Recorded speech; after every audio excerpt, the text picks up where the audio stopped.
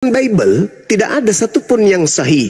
Lukas, Markus, Matius, Yohanes, Roma, Galatia, Filipi itu semua tidak sampai kepada Yesus. Lukas menulis tidak sesamaan Yesus, begitu juga Yohanes menulis tidak sesamaan Yesus, dan bukan mulut Yesus langsung yang berbicara kepada penulisnya. Apalagi Paulus. Kitabnya mereka itu maudu alias bohong. Nah, pengarang penulis kitabnya teman kita itu sesuai dengan hasil penyelidikan. Artinya kedudukan daripada Al-Quranul Karim dibandingkan dengan kitab di luar Al-Quranul Karim, dalam hal ini kitabnya teman-teman Kristen, itu tidak bisa setara dengan Al-Quran, jauh sekali. Jangankan Al-Quran, untuk duduk dalam perkara setara dengan hadis do'if sekalipun itu tidak bisa. Duduknya hanya bisa di dalam maudu. Apa maudu itu? Berita bohong, berita palsu, kata do'if, berita lemah, kebenaran yang diragukan. Juma alias Nur Alim adalah seorang ustadz besar, mempunyai puluhan ribu, bahkan mungkin jutaan pengikut. Ustadz ini telah berjasa besar melindungi akidah Islam di Indonesia dari serangan-serangan apologet Kristen. Tentu ustadz ini tidak mungkin berbohong, maka dia berani bersumpah mengangkat Al-Quran di atas kepalanya. Saya bersumpah atas nama saya, Nur Alim, saya tidak pernah sedikit pun punya niat, apatah lagi memerintahkan. Niat aja tidak pernah, apalagi memerintahkan seorang Muhammad Taufik menginjak Bible-nya orang Kristen. Kalau itu terjadi, saya rela dikutuk oleh Allah. Kalau saya pernah punya niat saja, niat aja dalam hati saya, terbersit sedikit pun niat untuk memerintahkan topik si logika ini menginjak Bible-nya orang Kristen, jangankan dari mulut atau WA, niat di dalam hati saya atau ada di dalam pikiran saya sempat terbersit, saya dikutuk oleh Allah. Niat aja, niat aja. Kalau ada niat dalam hati saya memerintahkan si topik menginjak Bible-nya orang Kristen, saya berani dikutuk oleh Allah dunia akhirat. Niat aja loh, niat aja, apalagi sampai perbuatan. Tapi kalau tidak, saya minta kepada Allah, hancurkan orang ini, dunia dan akhirat, hancurkan sehancur-hancurnya. Dia telah memfitnah saya dan memfitnah keluarga saya. Ya Rabb, demi namamu yang agung, kalau sampai saya tidak pernah memfitnah orang ini, tapi saya difitnah kemudian mengatakan saya merintahkan, berikan dia kesengsaraan dunia akhirat ya Allah. Amin ya rabbal alamin. Amin ya rabbal alamin. Amin. Itu sumpah saya.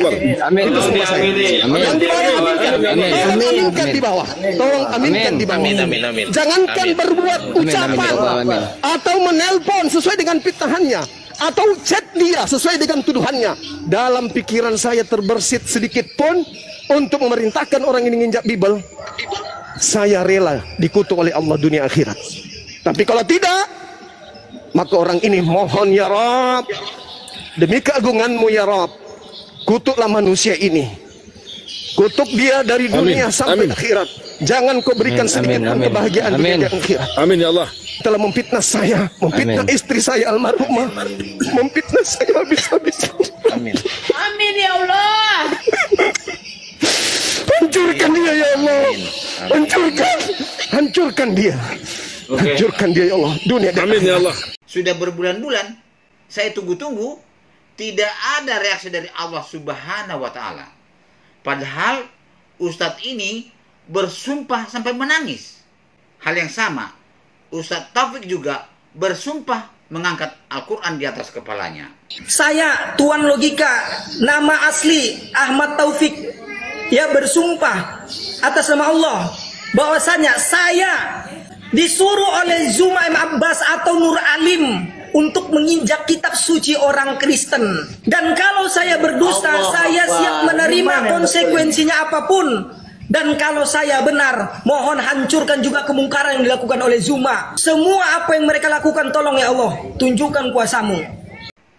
Tetapi sampai saat ini tidak ada reaksi dari Allah Subhanahu wa Ta'ala. Maka timbul pertanyaan dalam hati saya, apakah benar ada Allah Subhanahu wa Ta'ala? Kalau memang ada, kenapa tidak ada reaksi dari Allah Subhanahu wa Ta'ala?